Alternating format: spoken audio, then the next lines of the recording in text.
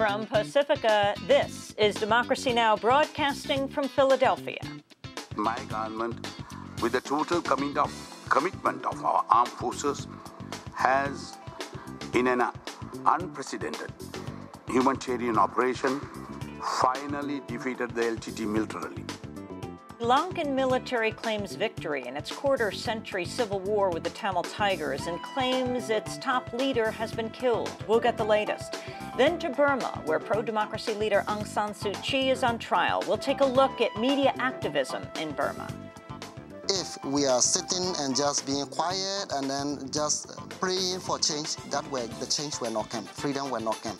And they decided, okay, using media too can contribute for a change more effectively. That's why they are doing this. In India, the ruling Indian National Congress wins again. And here in Philadelphia, John Yoo is hired. That's right, as a columnist for the Philadelphia Inquirer. The paper's coming under fierce criticism for hiring the former Justice Department lawyer who helped write the so-called torture memos. All that and more coming up.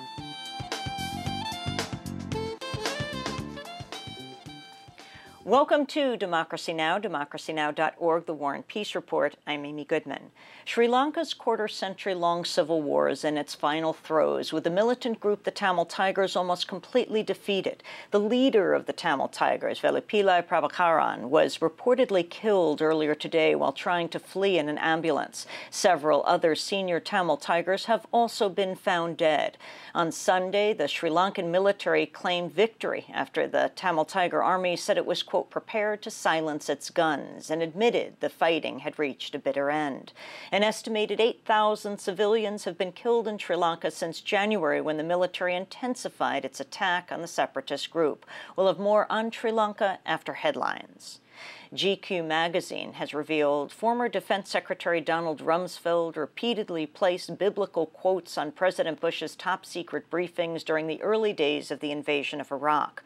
One briefing paper showed an image of a U.S. soldier in Baghdad below the biblical quote, "Commit to the Lord whatever you do, and your plans will succeed." Another briefing paper included a photograph of a U.S. tank next to the quote, "Therefore put on the full armor of God, so that when the day of evil comes, you may be able to stand your ground, and after you've done everything, to stand." A third briefing paper showed U.S. tanks entering an Iraqi city alongside the quote, "Open the gates that the righteous nation may enter, the nation that keeps faith." Some Pentagon officials were concerned that if Rumsfeld's top-secret briefings were ever leaked, they could be interpreted as a suggestion that the war was a battle against Islam. One Pentagon official warned the fallout, quote, would be as bad as Abu Ghraib. Human rights organizations are criticizing President Obama's decision to revive the military tribunal system for Guantanamo prisoners, despite the administration's pledge to grant prisoners expanded legal rights. This is Stacey Sullivan of Human Rights Watch. This has been tried before. The first round of military commissions was struck down by the Supreme Court. They were revived under slightly improved rules, and once again, they were still profoundly unfair. They allowed coerced evidence into the courtroom, and they allowed evidence that was, they had terrible hearsay rules. The judges didn't even know what the rules were. The proceedings were totally chaotic. This will be the third time that there's an effort to resurrect the military commissions, and we have absolutely no faith that they're going to be any better, even if you do improve the rules slightly. On Friday, President Obama unveiled new legal protections for prisoners in the renewed system. These include bans on hearsay evidence and evidence obtained through torture, as well as giving prisoners more leeway in selecting their military counsel. White House Press Secretary Robert Gibbs defended the tribunal system. The president, as I said during the debate, said that properly structured military commissions had a role to play. The changes that he is seeking, he believes, will ensure the protections that are necessary for these to be conducted in order to reach that certain justice as well as live up to our values. The Wall Street Journal reports the U.S. is sending special forces into Pakistan to train Pakistan's Frontier Corps, a paramilitary force responsible for battling the Taliban and al-Qaeda fighters. 25 to 50 special forces personnel are deploying to 2 new training camps in Baluchistan, a Taliban stronghold on the Afghan-Pakistani border. A senior American military officer said he hoped Islamabad would gradually allow the U.S. to expand its training footprint inside Pakistan's borders. The Pakistani military is now claiming it's killed more than 1,000 suspected Taliban fighters along the Afghan border. Pakistan's considering widening its offensive to outside of the Swat Valley. Pakistani President Asif Ali Zardari told the Sunday Times of London, quote, "Swat is just the start. It's a larger war to fight." The military offensive in the Swat Valley has already displaced more than 1 million people. Meanwhile, the U.S. has carried out another drone strike inside Pakistan, killing as many as 29 people Saturday in South Waziristan. In Afghanistan, gunmen attacked the convoy of President Hamid Karzai's brother earlier today. Ahmad Wali Karzai survived, but the gunmen killed one of his bodyguards. Meanwhile, 4 U.S. contractors affiliated with the company formerly known as Blackwater fired on an approaching civilian vehicle in Kabul earlier this month, wounding at least 2 Afghan civilians. The contractors were off duty at the time and had been reportedly drinking. During his commencement address at the University of Notre Dame, President Barack Obama called on both sides of the abortion debate to tone down their rhetoric and search for common ground. The fact is that at some level, the views of the 2 camps are irreconcilable. Each side will continue to make its case to the public with passion and conviction.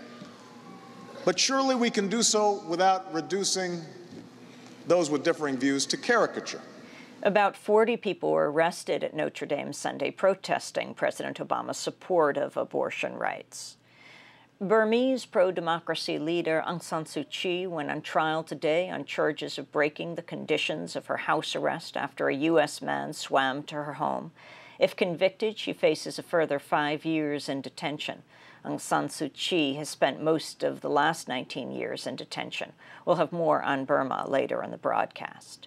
President Barack Obama is meeting Israeli Prime Minister Benjamin Netanyahu in Washington today. Obama is expected to ask Netanyahu to freeze Jewish settlements in the occupied West Bank, while Netanyahu is expected to stress that time is running out for stopping Iran's nuclear program. The meeting comes as reports emerge that Israel's begun constructing a new settlement in the northern West Bank for the first time in 26 years. Tenders have been issued for 20 housing units in the new Maskiot settlement, and contractors have arrived on site to begin foundational work. The Israeli group Peace Now, or Shalom Achshav, called the move proof that Netanyahu is not ready to commit to a 2-state solution and is striving to prevent the creation of a Palestinian state. In Kuwait, a group of women have won election to the Kuwaiti parliament for the first time. The U.S.-educated economist Rula Dashti is one of 4 women who won seats. Change is coming to Kuwait. We want a culture of solutions to many issues we can cooperate in. We want a constructive debate, and if it's God's will, this period will be the period for building a nation. Women in Kuwait gained the right to vote and to run for office in 2005. In Russia, riot police broke up a peaceful gay rights parade in Moscow on Saturday and detained 40 people. The march had been outlawed by Moscow authorities. President Obama has named Utah Governor Jon Huntsman to be the next U.S. ambassador to China. Huntsman's a Republican who'd been mentioned as a potential Republican presidential candidate in 2012. Huntsman speaks Mandarin, served as deputy U.S. trade representative in the administration of President George Bush from 2001 to 2004. He also served as co-chair of Senator John McCain's presidential campaign. You have my commitment that we will take the U.S.-China relationship to new heights, focused not just on that which divides us, but more importantly, on that which unites us, knowing that this will be critical for lasting peace and prosperity for citizens on both sides of the Pacific. I'm reminded of my favorite Chinese aphorism, that goes something like this. Hu xiang bang mang, hu xiang xuexi. Together we work, together we progress. This, more than anything else, I think captures the spirit of our journey going forward.